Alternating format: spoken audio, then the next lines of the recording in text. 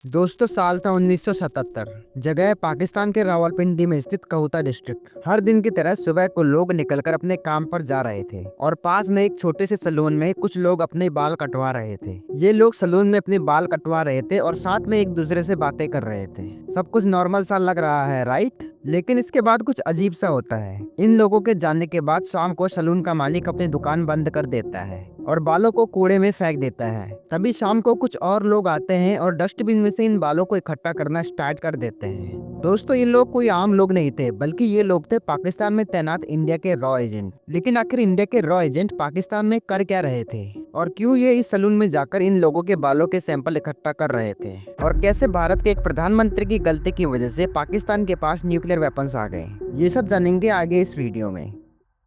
दोस्तों, रॉ के मिशन को जानने से पहले हमें सबसे पहले रॉ को जानना पड़ेगा। दोस्तों, आज़ादी के बाद इंडिया को इंटरनल और एक्सटर्नल थ्रेट से बचाने की जिम्मेदारी आईबी यानी कि इंटेलिजेंस ब्यूरो की थी। लेकिन 1962 में भारत चीन युद्ध और 1965 में भारत पाकिस्तान युद्ध के दौरान आईबी बुरी तरह से फेल हो गई। 1962 में आईबी को पता ही नहीं चला कि बॉर्डर पर भारी संख्या में चीन ने अपनी मिलिट्री तैनात कर दी है, जिससे कि हमारी सेना तैयार नहीं हो पाई और चीन ने भारत पर अटैक लॉन्च कर दिया, जिसमें भारत को अक्साई चीन को गंवाना पड़ा। इसी तरह 1965 में आईबी को पाकिस्तान के सरप्राइज अटैक की बिल्कुल भनक नहीं थी। इन दोनों इंसिडेंट के बाद इंडिया को रियलाइज हुआ कि उसे भारी खतरों से बचाने के लिए एक डेडिकेटेड एजेंसी की जरूरत है, और इस तरह 21 सितंबर 1968 को उस टाइम की प्राइम मिनिस्टर इंदिरा गांधी ने रॉ की स्थापना की। रॉ का सिर्फ एक काम था, भारी खतरों से इंडिया को बचाना, जबकि एक्सटर्नल थ्रेट की जिम्मेदारी आईबी को दे दी गई। और उस समय के आईबी के डायरेक्टर रामेश्वर नाथ काव को रॉ का पहला चीफ बनाया गया। दोस्तों, रॉ की स्थापना के कुछ साल बाद ही इंडिया को रॉ की अहमियत का पता चला। 1971 में भारत पाकिस्तान युद्ध के दौरान रॉ को एग्जैक्ट उस डेट का पता था जब पाकिस्तान इंडिया पर अटैक करने वाला था,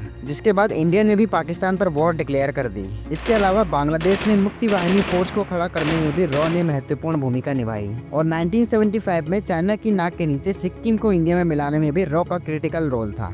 दोस्तों, ये तो हुई रॉ की कहानी। चलिए अब उस सलून वाली बात पर वापस चलते हैं। 1974 में ऑपरेशन स्माइलिंग बुद्धा के अंडर इंडिया ने पोखरण में अपना पहला न्यूक्लियर टेस्ट किया, जिससे कि इंडिया के पास न्यूक्लियर वेपन्स बनाने की कैपेबिलिटी आ चुकी थी। और ये न्यूज सुनकर पाकिस्तान के पसीने छूटने लगे। और उस टाइम के पाकिस्तानी प्राइम मिनिस्टर जुल्फिकार अली भुट्टो ने फेमसली कहा, चाहे हमें घास खाना पड़े या भूखा ही क्यों न रहना पड़े, लेकिन हम भी इंडिया की तरह न्यूक्लियर वेपन बनाकर रहेंगे। और इस तरह 1970s में पाकिस्तान ने भी अपने न्यूक्लियर प्रोग्राम को तेजी से आगे बढ़ाना स्टार्ट कर दिया। पाकिस्तान को उसके न्यूक्लियर प्रोग्राम में चाइना बढ़ चढ़कर हेल्प कर रहा था। और इसी समय पाकिस्तानी साइंटिस्ट ए.क्यू. खान एम्स्टर्डम के फिजिकल डायनेमिक रिसर्च लेबोरेटरी से यूरेनियम एनरिचमेंट के सीक्रेट चुराकर वापस पाकिस्तान लौट चुका था। 1970s के दौरान रॉ ने भी पाकिस्तान में अपना एक काफी अच्छा नेटवर्क बना लिया था। और जब रॉ को पाकिस्तान के न्यूक्लियर प्रोग्राम की भनक लगी, तो रॉ ने पाकिस्तान के न्यूक्लियर प्रोग्राम के बारे में जानकारी इकट्ठा करना स्टार्ट किया। रॉ के एजेंट पाकिस्तान के कौता में कई साइंटिस्ट को आते जाते देखते थे, यानी कि रॉ को शक था कि कौता में पाकिस्तान का न्यूक्लियर प्रोग्राम चल रहा है। लेकिन इस बात को कंफर्म करने के लिए रॉ को प्रूफ की आवश्यकता थी। और यहीं पर आती है हमारी सलून वाली कहानी। एक दिन जब ये पाकिस्तानी साइंटिस्ट सलून में अपने बाल कटवाकर वापस गए, तब रॉ के एजेंट्स ने आम पाकिस्तानी की वेशभूषा में इन साइंटिस्ट के बालों को इकट्ठा कर इंडिया भेज दिया। और जब लैब में इनके बालों की टेस्टिंग हुई, तो इनके बालों में रेडियो एक्टिव मटेरियल पाया गया, यानी कि अब ये कंफर्म हो चुका था कि पाकिस्तान का न्यूक्लियर प्रोग्राम कहुता में चल रहा है। इस दौरान रॉ ने एक पाकिस्तानी साइंटिस्ट को भी खरीद लिया था, जो कि $10,000 में इस पूरे प्लान का ब्लूप्रिंट इंडिया को देने को राजी हो गया था। यानी कि सब कुछ फिक्स था। रॉ को इस बंदे को $10,000 देने थे। बदले में ये एजेंट रॉ को कहुता का ब्लूप्रिंट प्रोवाइड करता, जिसे इंडियन एयरफोर्स उड़ाकर डिस्ट्रॉय कर देती। लेकिन तभी कहानी में एक ट्विस्ट आता है। ये टाइम था 1977 का, और इस समय इंदिरा गांधी को हराकर मोरारजी देसाई देश के प्रधानमंत्री बन चुके थे। मोरारजी देसाई को रॉ बिल्कुल भी पसंद नहीं था। मोरारजी देसाई का मानना था कि इमरजेंसी के दौरान इंदिरा गांधी ने रॉ का यूज अपने अपोजिशन के लीडर्स पर जासूसी करने के लिए किया था। इसलिए जैसे ही आरन काव पाकिस्तान के न्यूक्लियर प्रोग्राम की जानकारी मोरारजी देसाई के पास लेकर पहुंचते हैं, तो मोरारजी देसाई रॉ से कहते हैं कि हमें पाकिस्तान के आंतरिक मामलों में दखल नहीं देना चाहिए। और प्राइम मिनिस्टर बनते ही रॉ का बजट 40% से कम कर देते हैं। यानी कि जो पाकिस्तान कश्मीर को भारत से तोड़ने की साजिश रच रहा था, उसके प्राइम मिनिस्टर कहते हैं हमें पाकिस्तान के आंतरिक मामलों में दखल नहीं देना चाहिए। दोस्तों, ये तो अभी शुरुआत थी। रॉ के लिए अभी इससे भी बड़ा डिजास्टर आने वाला था। इस समय पाकिस्तान में तख्ता पलट कर पाकिस्तान का जनरल जिया उल हक वहाँ का प्राइम मिनिस्टर बन चुका था।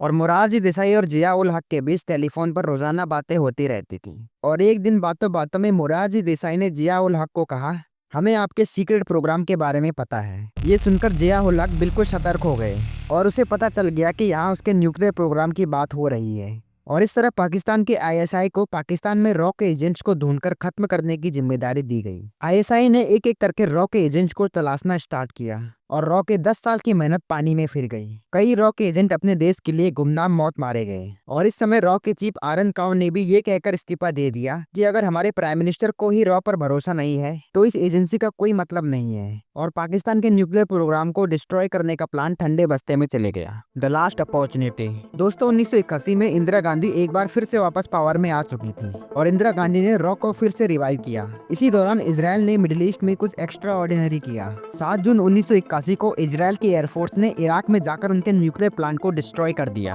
और ये देखकर इंडिया को भी कॉन्फिडेंस आया कि वो भी पाकिस्तान का न्यूक्लियर प्लांट डिस्ट्रॉय कर सकता है। इस टाइम पर इसराइल भी पाकिस्तान का उतना ही बड़ा दुश्मन था जितना इंडिया था, क्योंकि पाकिस्तान भी इसराइल को मान्यता नहीं देता था और इसराइल भी नहीं चाहता था कि उसके दुश्मन देश के पास न्यूक्लियर वेपन्स आए। इसलिए इसराइल की एजेंसी मोसाद ने रॉ के साथ मिलकर पाकिस्तान के न्यूक्लियर प्रोग्राम को डिस्ट्रॉय करने का प्लान बनाया। क्योंकि इसराइल के फाइटर जेट डायरेक्ट इसराइल से पाकिस्तान तक ट्रेवल नहीं कर सकते थे, इसलिए मोसाद ने इंडिया से गुजरात का जामनगर बेस मांगा, जहां से इजरायली फाइटर जेट उड़कर पाकिस्तान के न्यूक्लियर प्लांट को डिस्ट्रॉय करते और वापस आ जाते। और इस प्लान को उस समय के प्राइम मिनिस्टर इंदिरा गांधी ने भी हामी दे दी थी।